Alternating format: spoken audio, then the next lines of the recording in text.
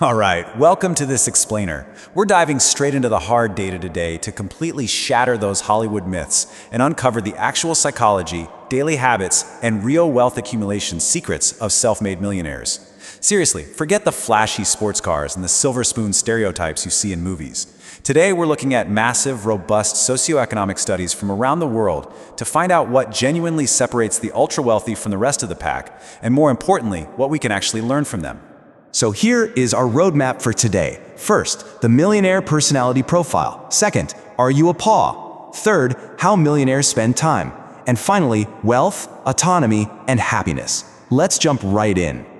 Okay, part one, the millionaire personality profile, who they really are on the inside.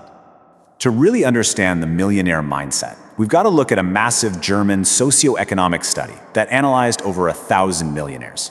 And you know what the data shows? The ultra-wealthy share a very distinct configuration of the big five personality traits. They've got a remarkably high risk tolerance to chase big opportunities. But, and this is key, it's balanced by a high emotional stability, meaning they're not the ones panic selling during a market crash. Add to that a high openness for spotting innovative niches, high extroversion for relentless networking, and just off-the-charts conscientiousness for disciplined execution. Honestly, it's basically a psychological engine perfectly built for success. But here's the twist, and it's a big one. This hyper-disciplined personality profile, it isn't just a byproduct of having a bunch of money.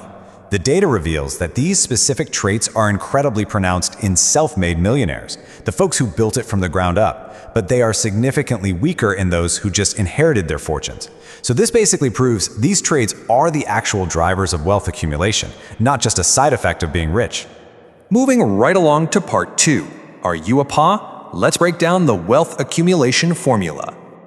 Drawing on decades of research from the absolute classic book, The Millionaire Next Door, behavioral economists split high earners into two very different camps. First up, we have PAWs. That stands for prodigious accumulators of wealth. These are the people who quietly convert their income into appreciating assets through really intentional, strategic frugality. On the flip side, you have UAWs, under accumulators of wealth. These folks might earn a massive salary, sure, but they prioritize hyper-consumption. They're the ones buying the luxury cars, the huge houses, the status artifacts, basically spending everything they earn just to look rich, which tragically leaves them with practically zero actual net worth. So, time for a little self-reflection. Ask yourself right now, based on your current age and your current income, how much actual wealth should you have accumulated by this point in your life? Luckily, researchers didn't leave this up to guesswork. They actually created a specific benchmark so we can find out exactly where we stand. Well, here is the Stanley and Danko formula. You take your age, multiply it by your realized pre-tax annual household income, and divide the whole thing by 10. Simple, right? For example, a 50-year-old making $250,000 a year should have a baseline expected net worth of $1.25 million. But a true paw, a prodigious accumulator, they would have saved and invested well over double that, crossing the $2.5 million mark easily. Meanwhile, your classic UAW would have half of that baseline, if not way less. The ultimate takeaway here? It matters way less what you earn and infinitely more what you do with what you keep.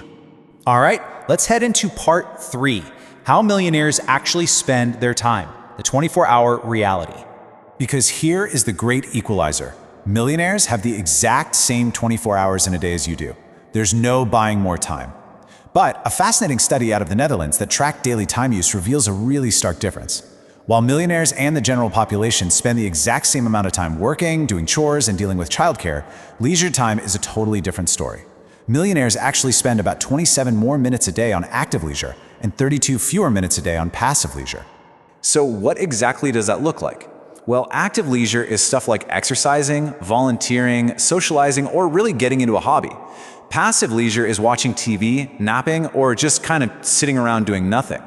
In behavioral science, active leisure acts like a massive battery charger.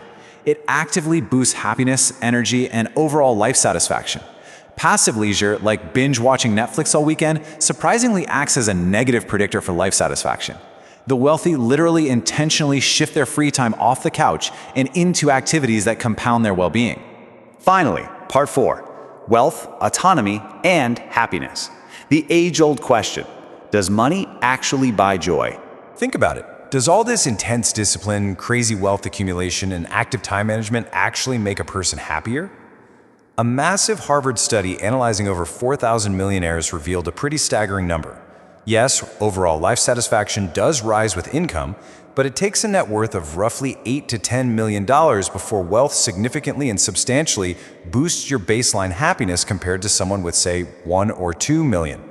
Literally 8 to 10 million. That is a monumental amount of cash required just to move the needle purely through the size of a bank balance. But wait, there is a massive caveat here. Where that money comes from, it matters tremendously. Over a century ago, the famous industrialist Andrew Carnegie theorized exactly this. He deeply believed that unearned, inherited wealth can severely deaden human drive, energy, and ultimately life satisfaction itself. He forcefully argued that it was far, far better to earn it yourself than to just be handed the keys to the castle.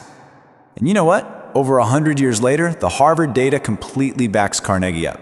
Controlling for total wealth, the study clearly shows that self-made millionaires derive significantly more happiness and life satisfaction from their wealth than those who inherited it or married into it. Why?